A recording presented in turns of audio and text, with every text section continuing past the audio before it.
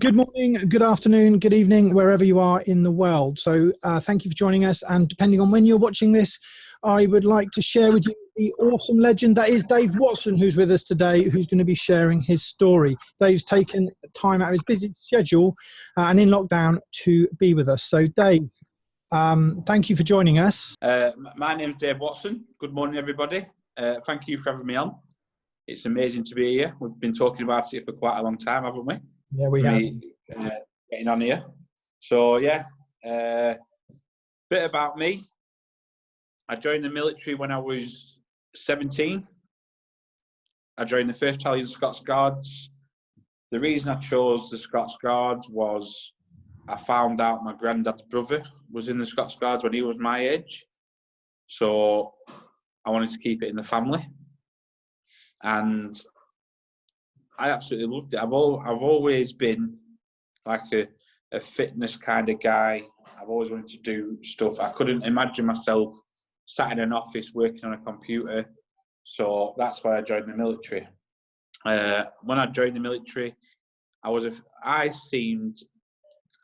a fit guy.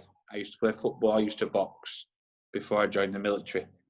But then when I joined, the fitness in the military was like a different standard, completely different. I was unfit compared to what they wanted.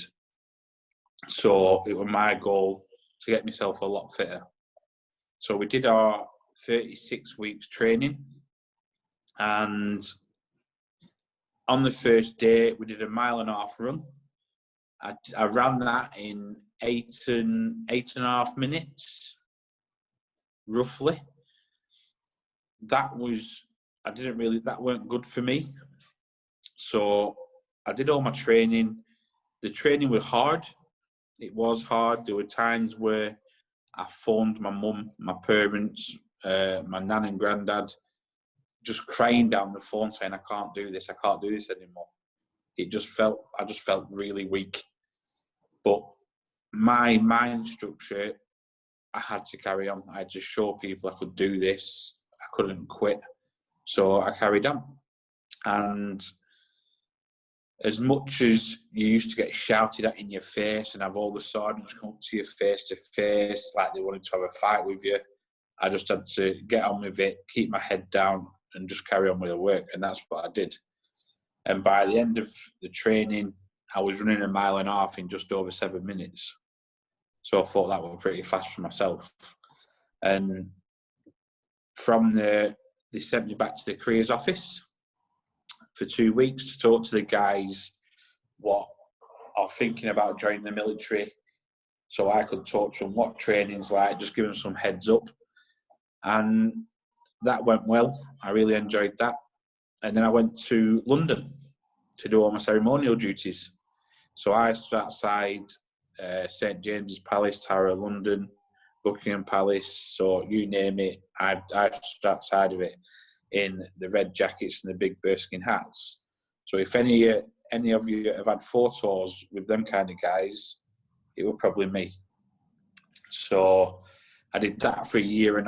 I absolutely loved that job. The only bad bit about it was I had to spend like 2 hours polishing my boots and my brassies to make myself look smart for outside Buckingham Palace. And while doing that, I got to meet all the royal family. That was absolutely brilliant. The story was when I was outside the Tower of London, I was on the back post, so people couldn't really see me because I was like 1.5 miles away from them because of the length of the road. But just to my right-hand side, there was like a secret garden, and it was a boiling hot day. I'm stood there in my tunic and my bearskin, and the next thing, I just had a glimpse of someone in the corner of my eye walking towards me, and they had a silver tray and that's a glass of orange juice, and they come up in front of me and said, "Guardsman, go in that secret garden." It was only the Queen. The Queen had brought some orange juice and some biscuits out for me and told me to go into the secret garden. Wow. So I've gone into the secret garden. It were amazing. It were absolutely amazing. So the Queen bought you some orange juice? Yeah, she brought me some orange juice and some biscuits, yeah. Wow. Not many people can say that, can they? No. And it were a shock. It were a shock for me as well. Because usually I should have had to present arms to her because she's my boss. Yeah. But like the drill movement didn't even like go into my head. I just went, oh, thank you. So I've gone into this secret garden. I've took my bearskin off. I'm sat down. I'm having some orange juice. I'm having some biscuits. And the Queen's got like, she talked to me for a couple of minutes. Then she went away. And later on, because I was still sat there just chilling out for a bit. My boss walked around the corner. I were on guard. He's walked into the secret garden, seen me sat there, and he's gone absolutely ballistic, right? He's effing and blinding at me. He's telling me to get back on my post. He's doing this, he's doing that. He turned around to me and he said, you tell me who has said you could sit here. You tell me and I'll go and have a word with him. I went, are you sure about that? He went, yeah, tell me. I went, all right, with the Queen. He went, all right, you carry on. He couldn't really say anything. So that were a funny moment. That's awesome.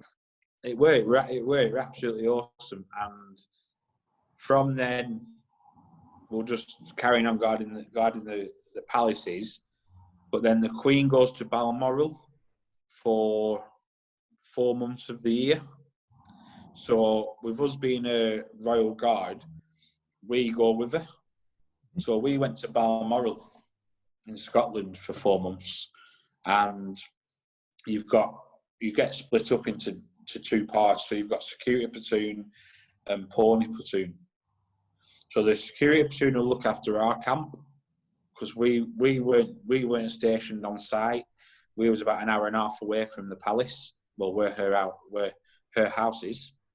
So the security platoon used to look after our barracks, and the pony platoon used to go to her house, and they used to look after the ponies, what she had there, and just do the ceremonial duty stuff up that way. So I got the job as a larderman. So the guys would take the ponies out and go shooting the deer with Prince Philip and whoever's guests he's got. They used to bring the deer back to me, and I used to skin them and gut them. I got that job because of they did ask, has anyone got experience of skinning and gutting animals? And with my childhood, I used to go rabbiting, so I had the experience, so I got the job. It was all right for me. It was a good job for me because I used to get up at 5:30 in the morning with them lads to travel to the Balmoral Castle, and then they used to go and do their job, and I had my own secret hut at the side of the larder house, and the deer didn't used to come in till 1 o'clock in the afternoon, so I could just chill out and sleep and do whatever I wanted to do in that little cabin. So I loved it. And when the larder house opened, when I opened the larder house, the Queen and all the other royal family used to come in every day and see what deer had been killed and brought in. And I used to deal with the royal family all the time while I was there, which were good. So I got to see the Queen every day. The Queen remembered me from bringing me biscuits and orange juice, so that was good. And it were good just to talk to her every day. And there were Princess Anne used to walk the dogs. Prince Harry, Prince William used to come up. So I got talking to them all. And then they do a Gillies ball. And they pick what you have to do. If you have to put your name down, and I think it's about 7 soldiers. They have to put their names down to go and learn this like Scottish dancing kind of thing. So I put my name down just like for a laugh to see what it'd be like, and I got selected to go. So what happens is the Queen runs like a Gillies ball. Mm-hmm. So it's a ball for the guys that used to go out shooting the deer and so whatever else they used to do. So it was good because us 7 got picked. We went along with the Gillies, and then just one song. Everyone stands up. So the men stand in a circle, the women stand in a circle on the outside. The men go anti-clockwise, the women go clockwise. And when the music stops, you've got your back to whoever's behind you. When the music stops, you have to turn around, see who you've got to dance with. And at this point, I was 6'1". Right, I was 6'1". I've turned around to see who I was dancing with, and I couldn't see anyone. So I've turned back round, and I'm like, and my boss is telling me to turn back round and look down. I've turned round, looked down, it was only the Queen. I only got the Queen. I was dancing with the Queen. Wow. Arm in arm. It would be because she didn't have a crown on. That's what I didn't recognise. I didn't really have the sparkle or anything. I couldn't see it because she's only about 4 foot. She's only really small. But yeah, that was like, I think that was the most memorable moment of that tour of Scotland, having to dance arm in arm with the Queen. Wow, that's awesome. That is just so awesome because, like, I mean, the Queen is amazing. Anyway, I think she's such an amazing lady. Everything she's done and then her speech that she gave through all this adversity as well. I mean, not only is she amazing, she's sort of like the grand to the whole country. She's like everyone's. I know she's the monarch, she's the Queen. I'll probably get shots there, but yeah, she's just she's just amazing. I'm so happy that you shared this part of this story, because I've genuinely been really looking forward to hearing your story, and the fact that the Queen gave you some orange juice and then had a dance and is normal too. People are people, right? And it doesn't matter. It doesn't matter who you are or what status that you're at. The fact that she's that is just like, it shows even more why she's so awesome. But the fact that you danced with her, dude, I just think it's so funny that you didn't look down. I think that's hilarious.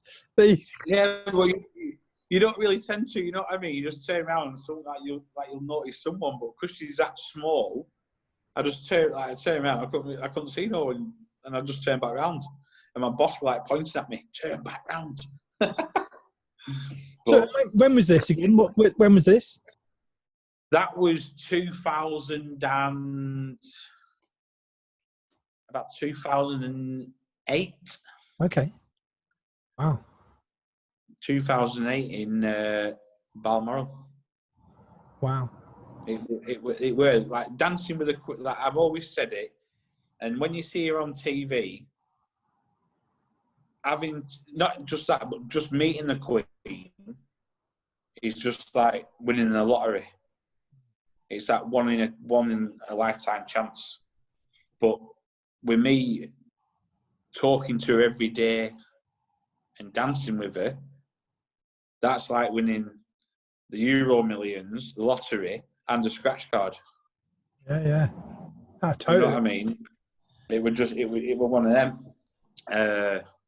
But then from that, we come back from Balmoral, we went back to London, and then I got posted to my battalion in Catterick. And that's when I started my pre-op training, and we got deployed to Afghanistan in 2010. The pre-op training were hard. We got given one job. It's just like doing like a wagon company. Like you'll get a job, but then your job changes. So we got our first job, and our first job was to work alongside the SAS. Right. So we went to go and meet up with all these SAS guys and do their kind of training. And the SAS guys are absolutely nuts. They are like nuts. Some of the skills and drills they have, you wouldn't even think of doing it. Yeah. just absolutely nuts. So we've done all this training, and then our job changed. So we weren't working with the SAS, we were doing something else. So we did training for that, and then that changed. So we ended up doing some more training to do our job, what we went out there to do.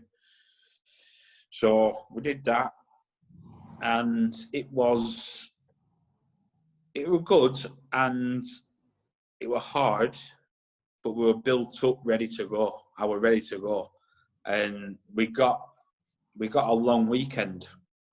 So we went home on the Thursday, and we had to come back on the Sunday night. But I'd gone home, spent time with family, spent time with friends, because we were meant to be going out on like the Wednesday. So we had to get back to camp on the Sunday. So I'd said, I went out with my mates, I said my goodbyes, and that was it. I was leaving my friends and family behind. I didn't know what was going to happen. I don't know whether I'd come home. I don't know whether I was going to come home again or what. So I've got on the train, gone back to Catterick, and we got back. And on the Monday morning, we got told that we won't be going out for another 2 weeks. So we did our job. We did the jobs that we had to do around camp, and they told us we could go home again the following weekend. I decided not to go home because I'd already said my goodbyes. I already seen my mates. I already seen my family. I didn't want to do it again because it was hard to walk away from them, to know that I might never see him again. And did you do anything? What did you do mentally for that then? How did you prepare, or how did you deal with that? We just got trained for it. We just got trained. All the training we'd done building up to this. That's all what were on my mind. Just going out to Afghan, doing what I was doing, but with me, whatever happens, happens. Mm-hmm. Do you know what I mean? That's my mind. Yeah. Things happen for a reason. Mm. No one knows what reason it's for, but you just have to go along with taking every day as it comes. And that's what I did. And that's why I didn't want to go back home for that weekend, because I'd already said my goodbyes. I didn't want to go back again because it was hard. It'd have been harder to walk away again. So that's what I did. I stopped in camp, but then the battalion had got in touch with everyone's like family and girlfriends or whatever, and they invited them down during the week, and I didn't know. So after the weekend, everyone had come back, and your families turned up on like the Thursday, Friday morning, where I can't really remember now, and they got to spend the weekend down in Catterick. So we spent the weekend with our family anyway, which were good. We were showing them around camp. We were showing them what we've been doing. And they stayed until Monday, until we were getting on that coach. And that was one of the hardest moments I've ever had to deal with, because your families were watching you get on that coach, and when that coach was driving away, I just had like butterflies inside me. I didn't know what to think. And the good thing about it was my grandma turned up and she gave me a bag of chocolate for my journey to Bryce Norton, which were good. But it was just that feeling I had inside me that what if something happens? I'm never going to see him again. And then I had to stop thinking like that. So I stopped thinking like I was doing, and I just got on with what my job was meant to be. If I come back, I come back. If I don't, I don't. That's it. That's my job. So we got on the coach. We were travelling to Bryce Norton, and I must have put on about £3 just within an hour and a half with all this chocolate my grandma had brought me. So I was just Oh, nervous eating. grandma, though. Yeah, I was just nervous eating, you know what I mean? I didn't know what to do, so I was eating Twixies, everything, the lot, you name it, I was eating it. But we got to Brize Norton, and we were waiting around there. I think we were waiting around there for about 4 or 5 hours, waiting for our flights to fly over.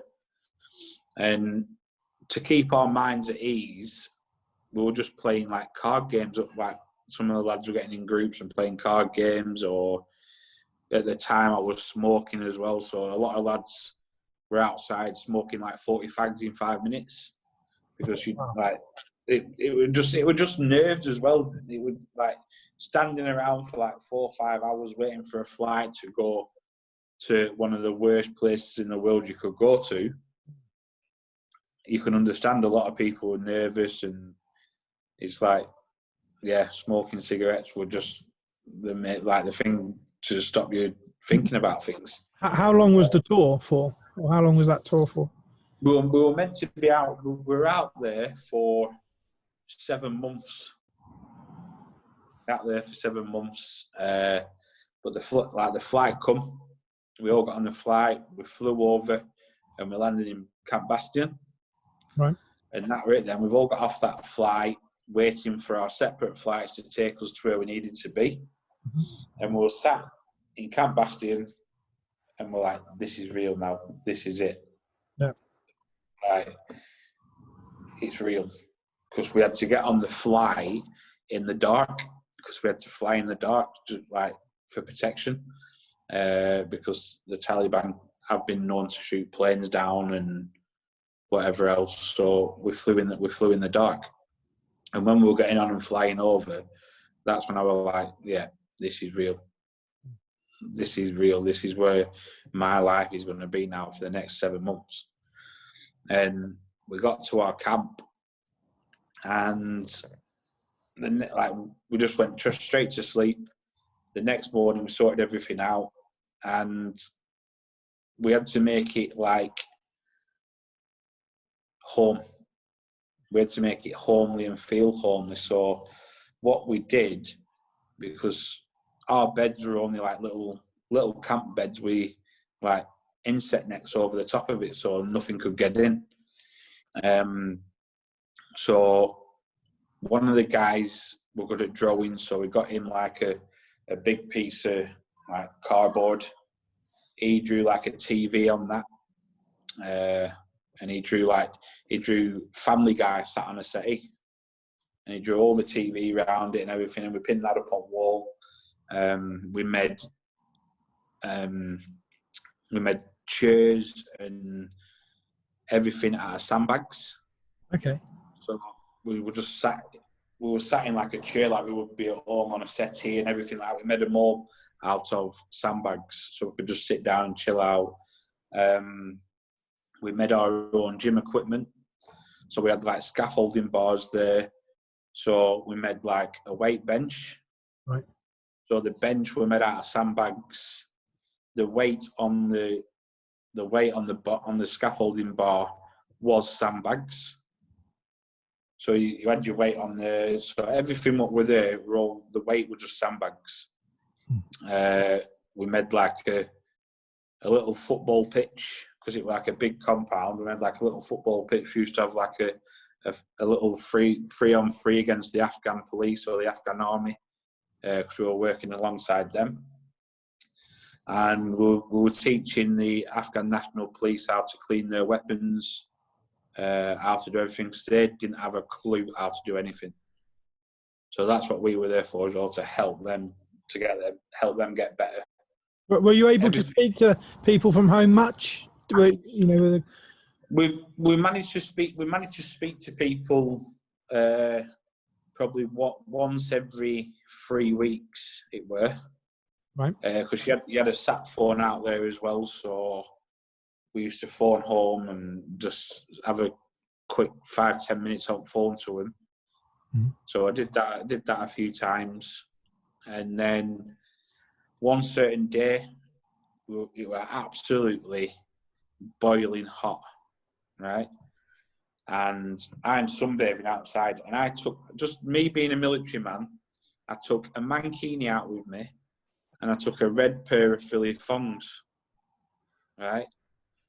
So I put my mankini on, and I was just sunbathing.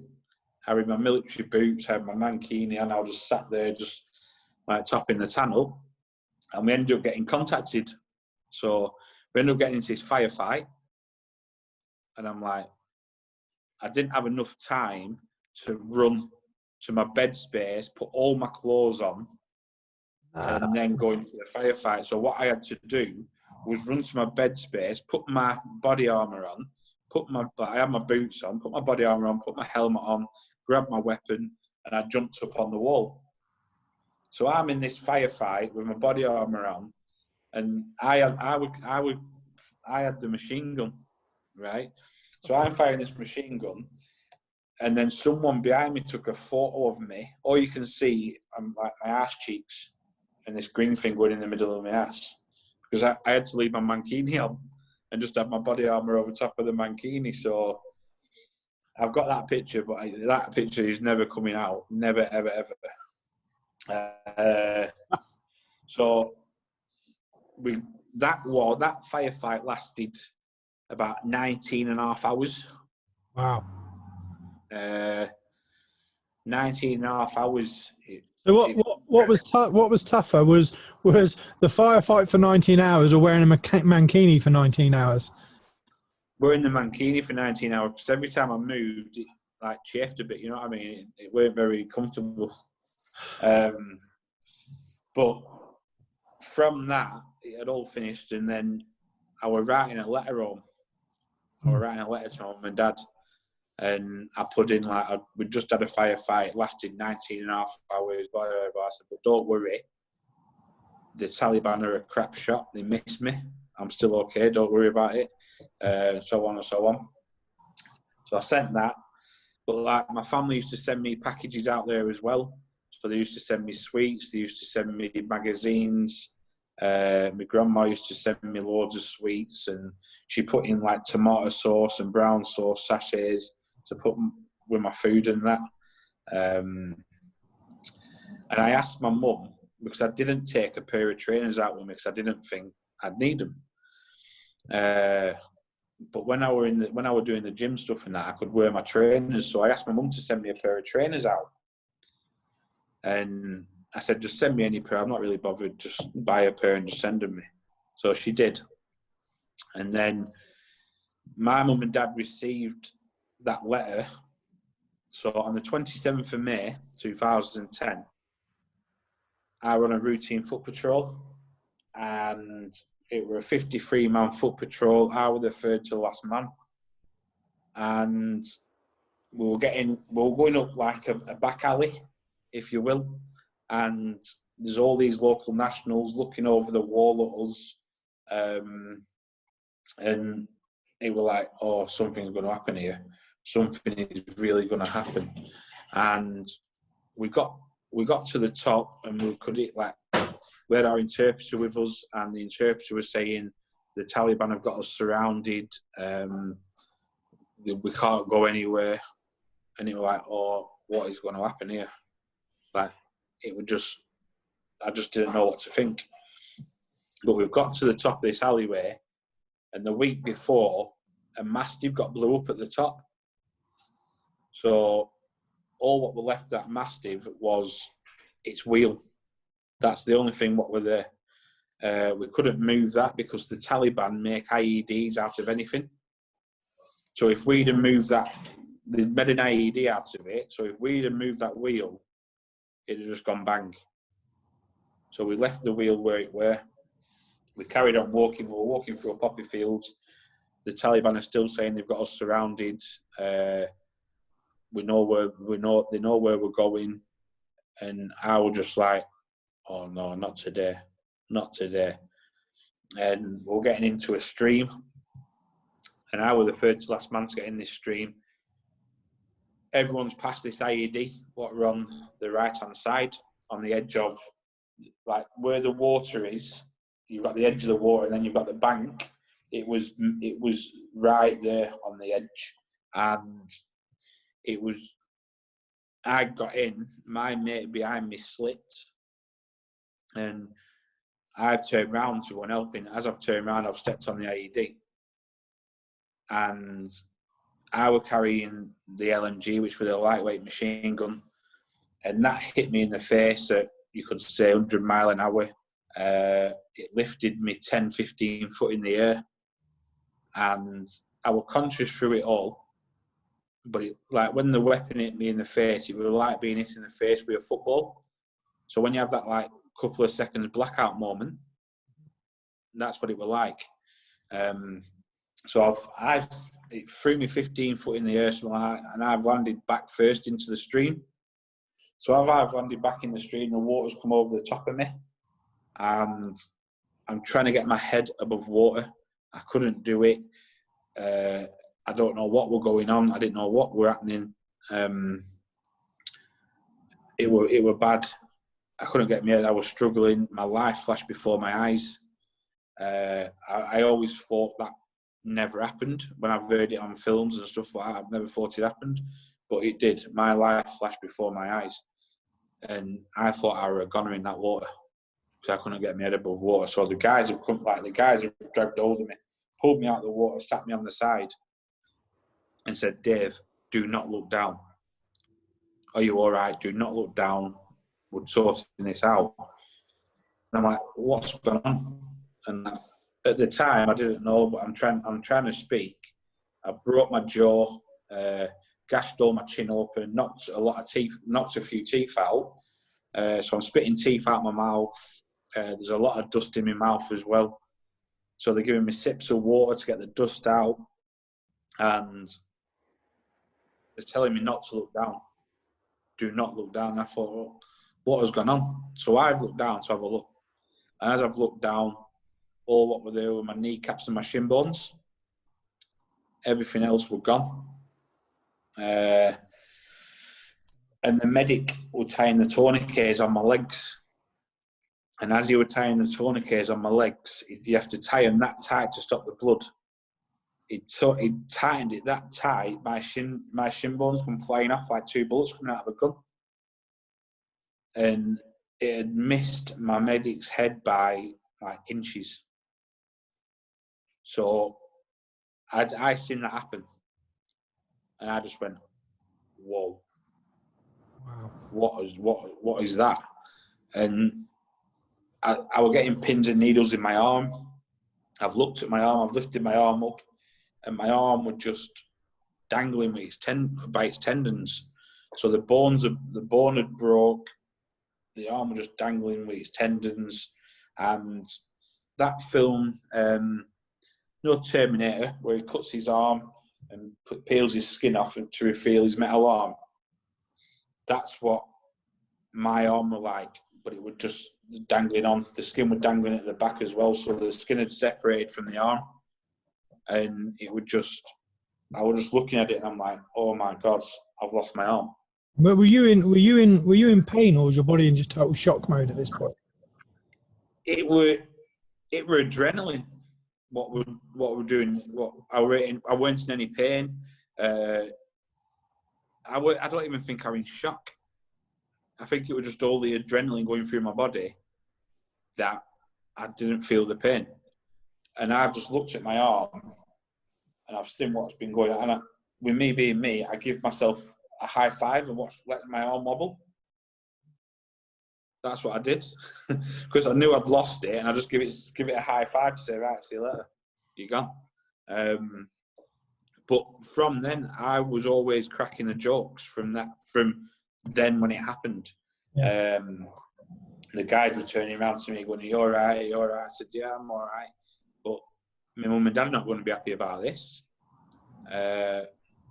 And it was just like, whoa.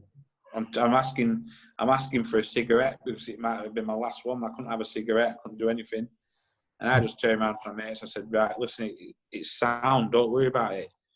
I said, "I'm going home." I said, "You're right here for another 3.5 months." I said, "I'm going home. I'm going to the pub. Don't worry about it. I'm gone."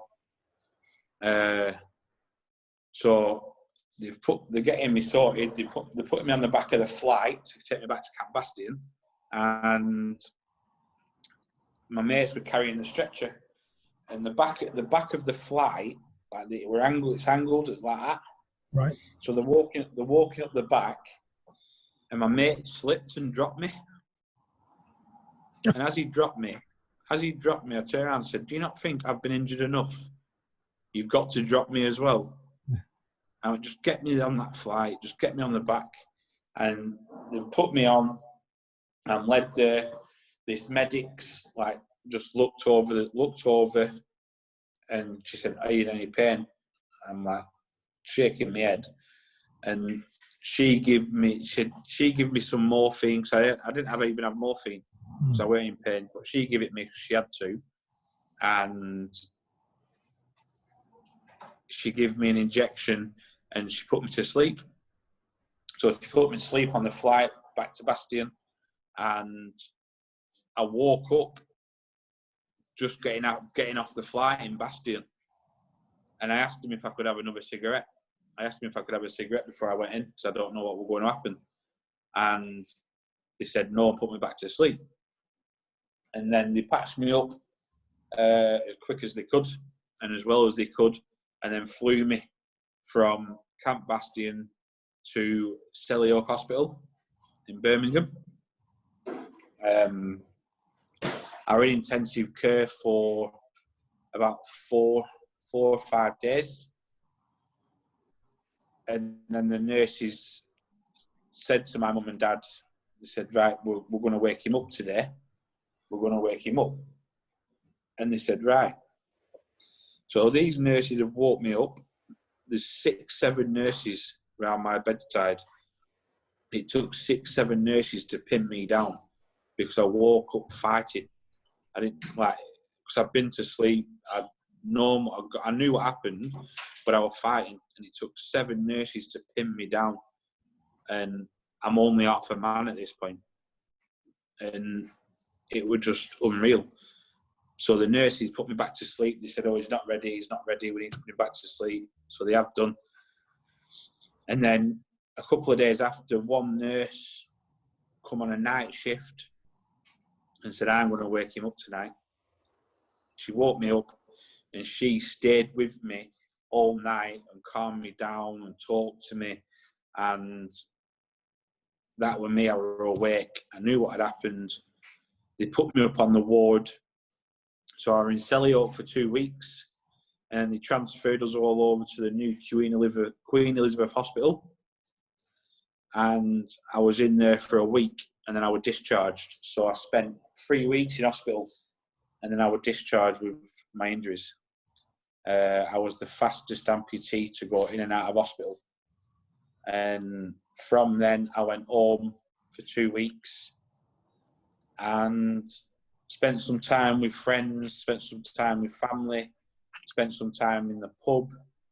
So it were all good. So I did 2 weeks at home, and then I went to Headley Court to start all my rehab. And it was amazing. I don't know, it was amazing or a shock just to see how many people was at Headley Court, how many people were injured, because you don't really see it on the news. But when I went to Headley Court and I seen how many people were there, it was just unreal. But then I got up and walking 7 weeks after my accident, and I thought I was on top of the world. But then the socket started hurting me. Everything was going wrong, and I fell into this dark hole. And I fell into this dark hole, and I didn't know what I was going to do in my life. I've been an able-bodied guy, a fit able-bodied guy, and I've just been made disabled. And I didn't want to know anything, didn't want to listen. And I fell into that black hole, and I started drinking a lot, and I started on the drugs as well, which, yeah, it's not good, but they were making me happy. And it weren't until that were about 12. I think that were about 12 months, something like that. And I went out with Headley Court to go to this sports weekend where they had all the Paralympic Games there. So I went there just to try it, and I found discus and shot put, and I got told I've got a talent. Don't pack it in. You've got a talent. Keep it going. You could go far. So I did, and I loved it. Because I used to box and play football, I'd found them two sports what I loved as much as I did boxing and football. So I carried on with them, and I packed everything in. That day, I went, I'm not doing this anymore. So I packed the drink in, packed everything else in, and I concentrated on my sport. And that's what I did in 2017. And I went out there, did discs and shot put. But all that hard work I'd put into everything, I wanted to come back with something to show my family and to show the people that anything is possible. So on the first day, because my sports were on the Monday and Tuesday. Right. So on the Monday we had shot put, and I got bronze in shot put. And I got on the podium, and I just broke down in tears because I got what I wanted. That medal I was bringing home to show my friends and family, and I just broke down in tears. And the second day, discus, I got gold. And I got on the podium, they put the gold medal around my neck, and that didn't even bother me. I just went, yeah, I've got them. Because I'd already got my bronze, and it was that what meant so much to me, because I was coming away with something, the gold didn't mean nothing to me. Even though I'd just won, I'm Invictus champion. Yeah. I got the bronze, I got what I wanted, I was bringing something home, but I'd done that. So I was done then, no more sports, and I was going around supporting everyone else. And I was just looking, I was watching, and I was thinking, well, I can do that, and I can do that, and I can do that if I put my mind to it. So we've come away from 2017, and I've applied. I applied for Sydney in 2018, and I put down a few more sports as well. So I'd put my discus and shot put down, I put indoor rowing, and I put sitting volleyball. And I put archery. So I was doing 5 sports. And then I got a letter through, or I got an email through saying, you've got sports clashes. So sitting volleyball clashes with discus. So I chose my discus, and archery clashes with rowing, and I wanted to do rowing. So I was just left with 3, discus, shot put, and indoor rowing. Went out to Australia. It was an absolutely amazing achievement to get to another Invictus Games. I didn't know what to expect out here. There were a lot of countries. You can't really see with the Invictus to the Paralympics. You know what in the Paralympics, you know what your contestants are throwing. Yep. But in the Invictus, you don't know what they're throwing. You don't know. So I went out there and I didn't know. But the indoor rowing were the first events, the 4-minute and the 1-minute endurance. And there was me and there was another UK lad. And we were both triple amputees. So as you've guessed, it was a competition between me and him. And he just pipped me at the finish line on both. So he come away with the 2 golds, I come away with 2 silvers for the indoor rowing, which I thought weren't bad because I'd only been rowing 6 months. Never touched a rower in my life. So 6 months and I got two silvers. I thought that were impressive, so I'm happy with that.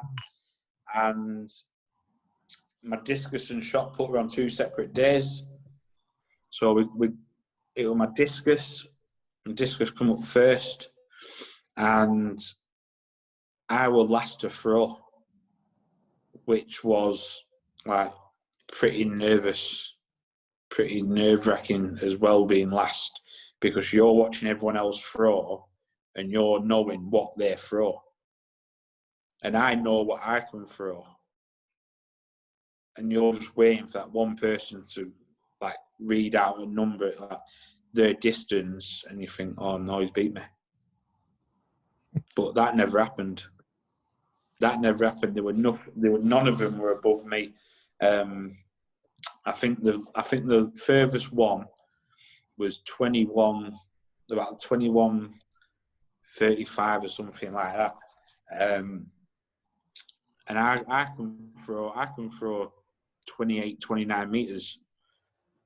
Wow. So I've got on my frame, and I thought, right, I'm gonna keep it easy. I'm gonna keep it a close game. This, I don't want to just go on my frame and just throw 28 meters and go, right, that's it, I'm done. I don't have to throw again. I wanted to throw my six throws and keep it close. So my furthest one, I think I threw 22.5 meters, just to keep it close, just to make it look like I didn't go out there and just annihilate them all. I wanted to keep it close, so I did, and I got gold. I retained my gold medal for my discus, so I were again Invictus champion. And then my shot put come up, and we were doing shot put at night. So it were nice as well, because it was just cooling down. So it weren't as hot as it were as I was doing discus. It was nice and cool. And I was last to throw again. I don't know why they were putting me last. I thought they might just like see me a nervous wreck, sat watching everyone else. But I sat there, I watched them, and I think one of the guys threw 7 meters 5, something like that. And I thought, oh no, because the furthest I'd thrown was 7 meters before I went out there. Right, and I thought, no way. But it was yet again, I was sat on there, but I think the adrenaline were going through my body at this point. And I threw my second to last shot, and I threw 7.5 meters. And I was like, yes. So I upped. That was one of my goals, to up my bronze to a different colour, to show out like how hard I've worked from the last one. And I upped it to a gold medal, so I become Invictus champion for a third time with shot put. So I was over the moon. Like, I'd gone out there, I'd done what I wanted to do, and now what I'm doing now is I'm an ambassador for the Invictus Games. Okay. So I turn up to all these camps. I talk to the new guys coming through. I talk to the families to let them know what to expect while you're out there, while you're watching your loved ones, etc., etc. So I talk them through all that. And I'm still training. Because I want a Paralympics before I retire. So I'm training for any Paralympics will do me. But I'm training for Tokyo. We've got another year now. So I'll see if I can get Tokyo. There's the Commonwealth as well next year, which that'll be good to get, because the Commonwealth is in Birmingham. So it'll be good to get the Commonwealth under my belt if I can get that. So I'm just training hard every day at the moment at home. And I've set my own business up, motivational speaking. I want to go out I go out to schools, colleges, universities. I do corporate businesses. I do after dinner speaking. So I want to help people, motivate people to do stuff they never thought they'd do before. So yeah, that's my story in a nutshell. Mate, that is absolutely awesome. Thank you for sharing that. And actually, on your website, and I've been putting some pictures alongside here. One of my favourite pictures is the one with the medals saying "Well done, Daddy." Well, Dave, seriously, I genuinely have really been looking forward to listen to your story. Since when I first met you, wanting to hear your story on overcoming adversity and everything you've done, I said to Nicola, I said, I really can't wait to hear Dave's story, because I've deliberately not gone through all the background and the stuff because I want to hear it for the first time. Yeah. And I've seen the images on the website, and obviously we've connected and pushed. And mate, honestly, just phenomenal, absolutely phenomenal. And Thank you very much, and thank you for having me on. oh, mate, thank you. I mean, that was genuinely awesome.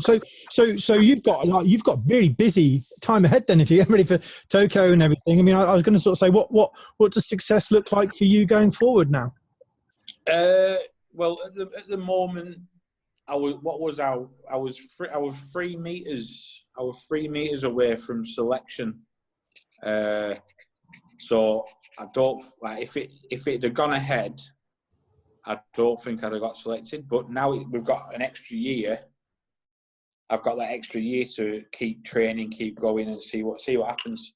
I'm not saying think, but anything's possible. Mm-hmm.